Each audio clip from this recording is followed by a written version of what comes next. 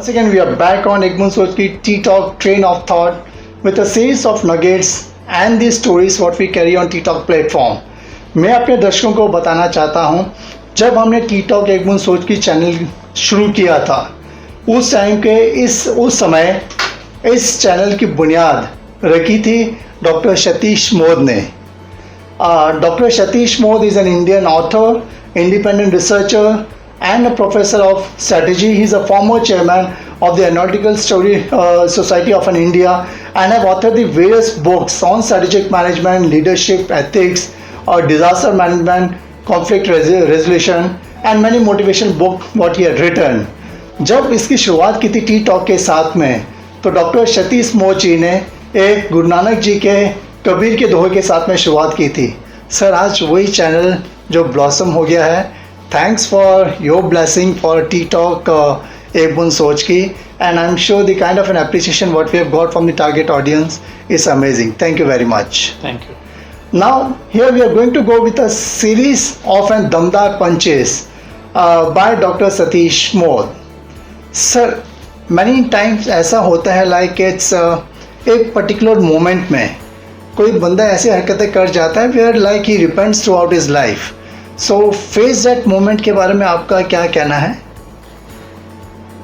हम कोई सा भी काम जब प्रारंभ करते हैं तो काम को प्रारंभ करने के जस्ट पहले मन में ऐसा आता है कि इसको किया जाए या नहीं किया जाए, और बहुत सारे बहाने मन में सोचना शुरू करते हैं just to avoid that work, क्योंकि हमें मालूम है कि वो काम कठिन है और उसमें बहुत मेहनत लगने वाली है, और एक बार काम शुरू किया तो उसको समाप्त करने में जो भी बाधाएं आएंगी, जो डिफ़िकल्टीज आएंगी, उनको फेस करते हुए जाना पड़ेगा. आपको जो मैं बता रहा हूँ यदि उसको समझना है तो आप कल्पना कीजिए कि अभी अभी जोकोविच और नाडाल का मैच फ्रेंच ओपन का हुआ. जब मैच शुरू होने वाला होता है तो दोनों जो खिलाड़ी हैं वो बॉल को हिट करते हैं, अपने आप को वार्म अप करते हैं और ये कोशिश करते हैं कि उनकी पूरी बॉडी जो है वो रिदम में आ जाए. और वो रिदम में लाने के लिए उस बॉडी को वर्षों प्रैक्टिस करते हैं. एक उस 5 मिनट में जो केवल जो बॉल हिट करके जो बॉडी को वार्म अप करते हैं वो उस समय नहीं हो जाती. 8 साल 9 साल की उम्र से लगातार खेलना शुरू करते हैं, 4-4 घंटे खेलते हैं, तो वो टेनिस खेलना जो है उनकी इंस्टिंक्टिव नेचर हो जाता है.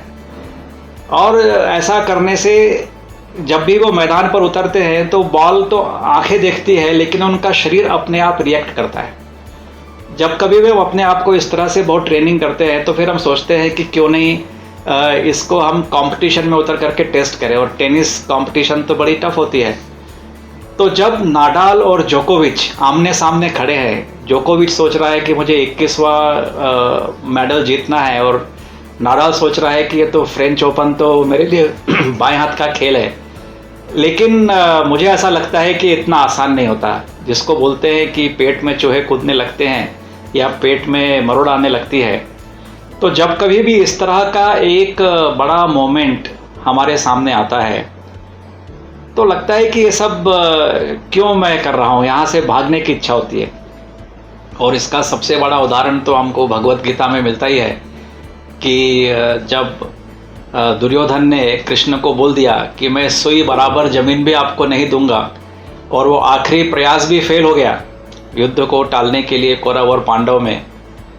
तो इन लोगों ने अपने जितने भी मित्र थे, रिलेटिव थे, उन सबको इकट्ठा किया और कुरुक्षेत्र में इकट्ठा हो गए. दोनों आर्मी आमने सामने खड़ी है और लड़ने को तैयार है, और अर्जुन के पेट में वैसे ही मरोड़ आना शुरू होती है. वो तो भगवत गीता में लिखा नहीं, लेकिन हम सोच सकते हैं कि ऐसा कुछ हुआ होगा. तो उसने कृष्ण को कहा कि मुझको मैदान के बीच में ले चलो और मैं दोनों आर्मी को बीच में खड़ा होकर के देखना चाहता हूँ. और भगवत गीता का जो ये पहला चैप्टर जो है ये बड़ा अच्छा है. हम सबके जीवन में ऐसा ही होता है. जब कभी भी हम कुछ काम करना प्रारंभ करते हैं तो हम एक एवेल्युएशन करना चाहते हैं कि हमको किस परिस्थिति से गुजरना है और कौन किस किस को हमें सामना करना है. तो अर्जुन ने भी वो सोचा कि उधर और उधर की आर्मी देखते, और वहाँ पर देख करके उसको लगा कि अरे दोनों तरफ मेरे ही रिलेटिव्स हैं, युद्ध होगा, ये सारे मारे जाएंगे. तो इससे तो अच्छा है कि युद्ध ना हो और दुर्योधन राजा बन जाए, पूरा बिना लड़े मैं अपना राज्य दे दूं।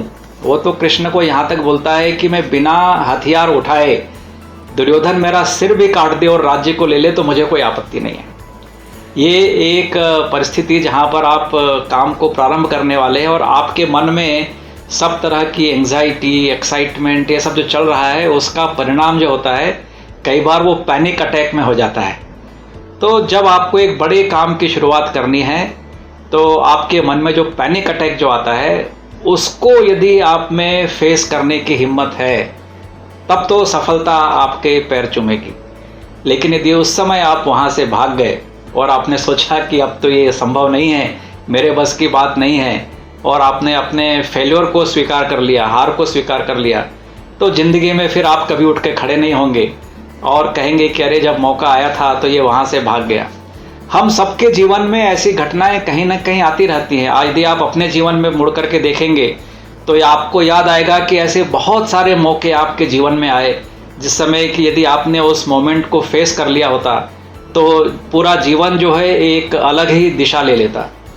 ठीक है, उस आपका जो समय गुजर गया, लेकिन आगे से कभी भी इस तरह के कार्य के लिए जब आपने पूरी तैयारी की है, आपको पता है आपके पास में वो कार्य करने के लिए पूरी स्किल है और आप वो पूरा कर सकते हैं, तो उस मोमेंट से भागे नहीं।